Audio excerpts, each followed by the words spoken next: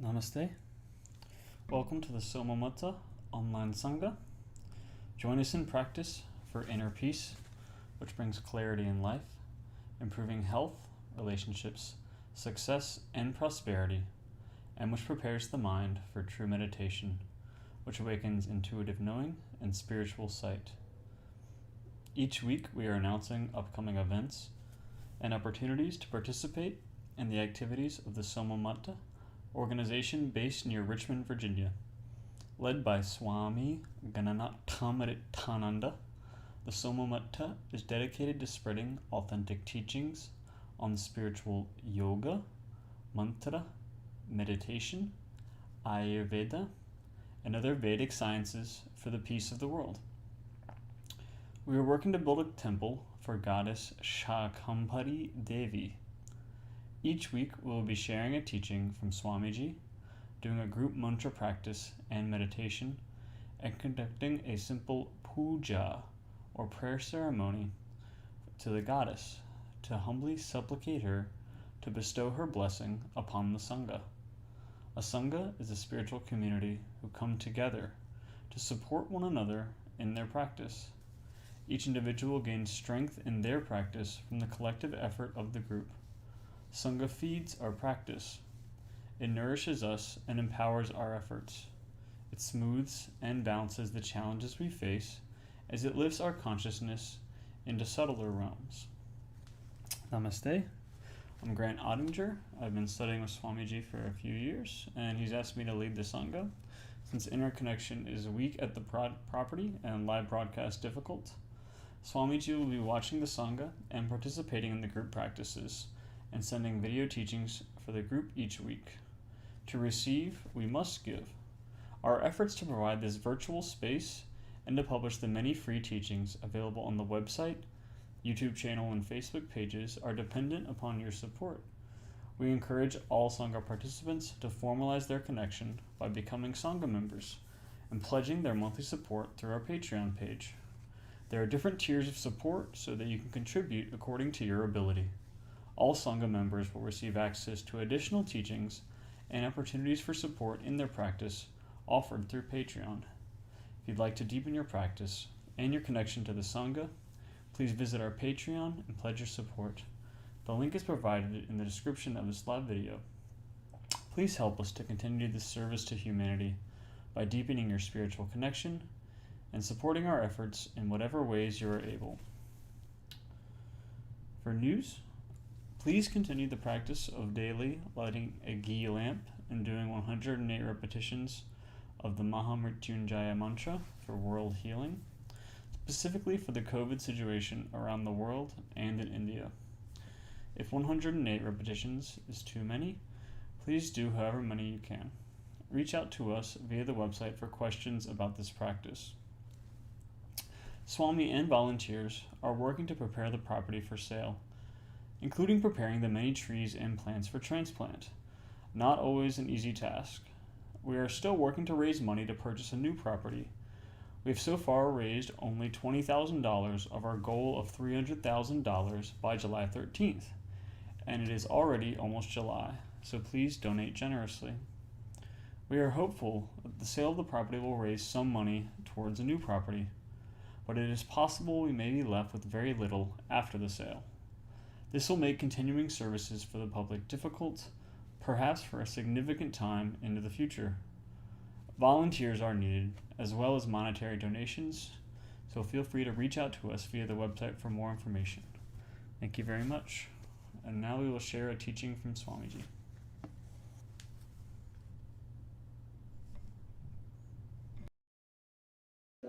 As you're saying a mantra, you want to welcome the energy of that mantra to come into your consciousness.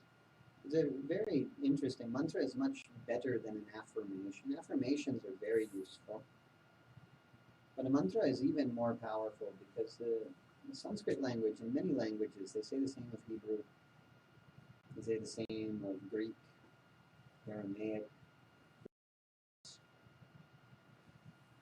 Vibrates, so to speak, in resonance with the things that the Sanskrit names are describing. perhaps when the ancient sages have named something like a flower, pushpa is a Sanskrit word for flower, there's the thought that maybe the sages had looked with their third eye to see the astral colors, the energy of this flower. And when they saw that, they tried to recreate that energy with the sound. So they say the different sounds. And they watch and go, until they put it together, they get the sound. And when they get the similar appearance, the similar energy, they say, yeah, that's a suitable name for this. Our words in English don't necessarily do that. The energy of the word itself may not resonate with a flower. If you say flower, it may not have the same energy that a flower has. But in Sanskrit, in the different mystical languages, they say that is so. And so when you're doing a Sanskrit mantra, it's a very powerful affirmation in that way. But it's wonderful. Whenever your mind starts trying to worry, whenever your mind starts trying to be angry, you can't stop it. You shouldn't try to stop it. In meditation, we don't try to stop the thoughts. We don't try to stop the feelings. We just try to observe them rather than attaching to them. We watch them. By observing it, you get distance. I'll get back to that when we meditate. But the mantra is very helpful. Sometimes the thoughts can be so much, your mind can be going so quickly, it's hard to get any detachment. You can't stop your mind from doing certain things, but you can cause it to do other things. So if you fill your mind with the energy of the mantra instead, it transforms your consciousness very much. As we chant the mantras, it fills this space with a healing energy, and that will affect all the people around. As you go out after sitting here tonight, you will have absorbed the positive energy, and so that will affect people around you as well. You're carrying that to help them, who knows, maybe. And from the humble prayers that we're offering here, you'll be walking around and someone you know, they just be healed because the energy does that. It works in that way. The more that you welcome that energy to come into you, the more that kind of thing just happens around you all the time. They say when you meditate or when you do a mantra practice, that you can, if you're most comfortable to sit in a chair, that's fine. If you're comfortable to sit up against the wall, that's fine. If you can sit comfortably on the floor cross-legged, that's the way I prefer, but I've practiced for years. The important thing is keep your spine straight, they say. Try to keep your neck and your spine straight because this allows energy to flow through the spine, which is very helpful when you meditate. The rest of your spine should be straight. The rest of your body can be relaxed, should be very relaxed. Your shoulders should be back, not too far, hunched forward, back and relaxed, but straight spine. A simple form of mantra here, they'll take many different names of the divine. It's not my purpose to convert anyone to any religious tradition, but I practice in a certain way. I can teach the practices which I have learned. I don't expect anyone, if you're a Christian and you like being a Christian, I hope you'll be a better Christian from working with me, not trying to convince anyone to do anything else. But I can talk from my experience in my tradition as well. And so if you're not comfortable to chant along with us, no need to, but if you want to, please do. But in the Hindu tradition, there are many different names of God. There's a mistaken notion of many gods in the Hindu tradition. God is one. Any well-educated Hindu will tell you there's one God, but we have many names of God, many different images. These are used really for when a person is in a different situation trying to approach divinity. We've got many different limitations that may keep us from this experience of the divine. This is one reason the Hindu images often have a human type image. In many traditions, you have God has a human form. God doesn't really have a human form, ultimately. God is beyond anything that we can imagine as humans. But because we're bound to this human form, we can approach God more easily if we envision him having a human form, or her. Some people, they may have issues with men. An argument with your father, so now you don't like men, so you may not like a divine father. And so Hinduism, you can have a divine mother. You may connect better with your mother. You may not have these issues, but you may just like your mother very much. She's very kind and generous. You may inspire love in your heart to think of her. So this may be a good thing to pray to a divine mother in that way. So, we've got Ganesh with the elephant head. They say he's the remover of obstacles. This is not like there's a separate God who's a man with an elephant head. It's a crazy thought. I agree. As a Hindu teacher, I agree. It's a crazy thought that God is a man with an elephant's head. These images are created for our benefit, ultimately. All the gods have extra arms and things. They may have 4 arms, and this is symbolic of superhuman qualities. When we do the meditation on the image, when we do the mantra practice, we start to develop these superhuman qualities that are embodied by that aspect of divinity. Maybe harder for us to appreciate in the US, but in India, people see elephants all around. An elephant is a symbol of wealth. One, because you have to have a lot of money to be able to have an elephant. The elephant also is a symbol of removing obstacles, because the work that may take 20 lumberjacks 2 weeks to do, the elephant comes and takes his trunk and he's done in 5 minutes. And so, as we think of elephants, we may think of these sorts of qualities. Certainly he's big, so it seems like abundance. And so they say meditation on the image of Ganesh, or the mantra of Ganesh, will lead us toward abundance, prosperity, wisdom, attainment. They say an elephant's very intelligent. He never forgets anything, they often say. So in that sense, it's a fitting symbolism as well. We don't have time to go into all the symbolism there. I'm just trying to give you a basic description, because I don't know how much of any of this you've heard before tonight. So I'm going to tell you one mantra of Ganesha, which is a wonderful mantra. Whenever you have an obstacle, if you're starting something and struggling to get through it and you want to get through it, this is a wonderful mantra to use to help you to come to completion. You've got to remember, sometimes more obstacles will come up as you start saying the mantra, and in time they'll clear themselves out. You've got to have patience and persistence if you're doing the practice. There's one mantra, actually, before I tell you this mantra, I practiced this mantra myself for many years.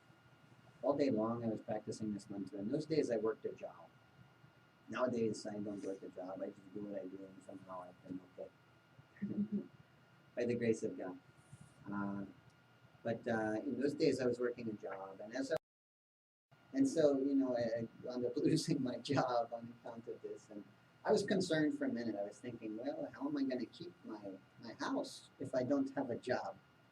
And I said, well, I don't know. I'm not going to spend time worrying about that. I've got much more time now to do my practice. In those days, also I wound up running out of money and time. I lost the house I was in. I got concerned for a minute. I said, where will I go? Where will I stay? How will I cook food? How will I get food? I worried, a little bit about it. But then I thought, well, if I don't have a place I need to clean, I don't have to go to the store and buy food, this gives me more time to do my practice. This is wonderful. This is just how I was feeling. I'm not saying you should do this. You don't have to give up your house. You don't have to give up your job. Ideally, when you do a spiritual practice, you just get more and more balanced. You get more successful in the world as you come into a higher realization of who you are. And temporarily, sometimes people get thrown out of balance, but it shouldn't be. If you're working with a spiritual teacher, it doesn't need to be. The energy of the teacher balances you. And the teacher has been through similar things, can give you some guidance to help you remain balanced. So you're getting more prosperous in life as you're also getting more detached from the material things and into a higher state of consciousness. This was the path for me. That's how I was feeling. So all day long I was doing the practice of this particular mantra I'm going to tell you. But that was before I had met my first teacher, who I first physically encountered. For 4 years I've been saying this mantra. Almost all day, at least 8 hours a day I was doing the mantra. Some days I might do it 24 hours. Sometimes I was not sleeping doing the mantra. And I was not having a huge expansion of my consciousness. But somehow I persisted. But when I went to meet my teacher, I asked my teacher for a spiritual initiation to say the same mantra. And she gave that initiation to me.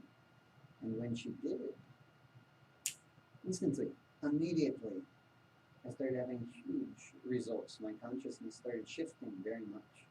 I'm doing the very same practice I was doing before.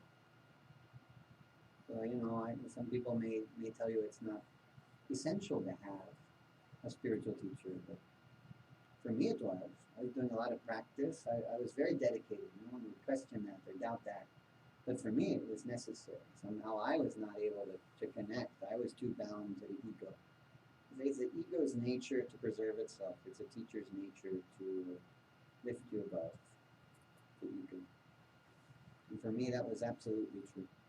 But so this mantra that I want us to practice a little bit is Om Gam Ganapataye Namaha. I'll tell you what it means. Ganapati is a name for Ganesha. So in this tense or case or whatever, we'll say Ganapataye.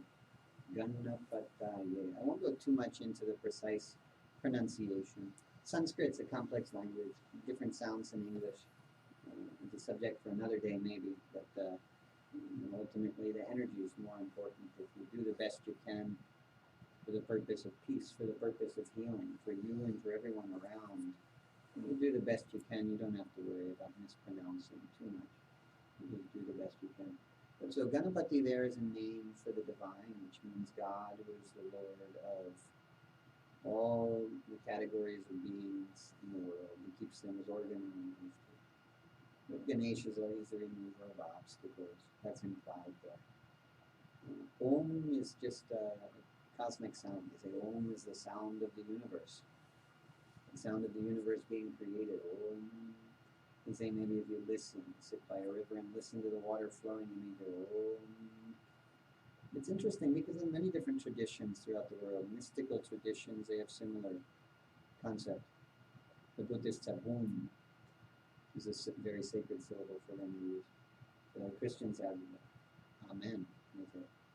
And in Hebrew and in Arabic also they say Amin or something like this. I may not be saying that properly. Not so much the Hebrew scholar and Arabic scholar. Sanskrit I know a little bit, Arabic not so much. But it's very interesting that throughout the world they have a similar. Most mantras or prayers, they'll say Om before and often Om after. Very similar to this Amen, after every prayer in the Christian tradition. Very interesting that once you start to learn about mysticism, you see that the similar thread is through all the spiritual traditions throughout the world. The same higher knowledge is there. So Om is a mystical sound just for the universe. Gum, they say, is the sound which is specific for Ganesha. Gum. G-A-M, you would spell it. Gum. Sounds like chewing gum, maybe.